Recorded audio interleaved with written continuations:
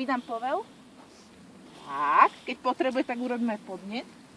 A pomaly od nej odchádzam. Ako náhle opäť by ona odtiaľ vstala, no tak vydám opätovne povel a zatlačím. Na voľnom vodičku môžem položiť.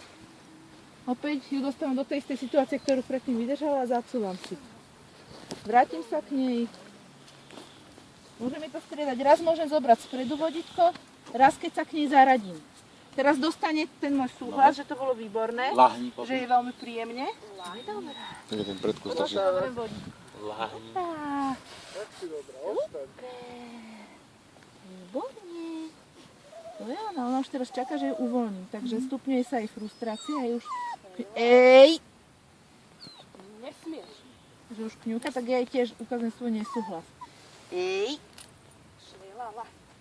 Aj za toto môže prísť to negatívne. Za všetko, čo nechcem od nej, no tak za to prichádza tá negatívna pozornosť. Ostaň. Prituš? Áno, áno, áno, rýchlo, rýchlo, rýchlo, rýchlo, áno. To je ona. To je ona.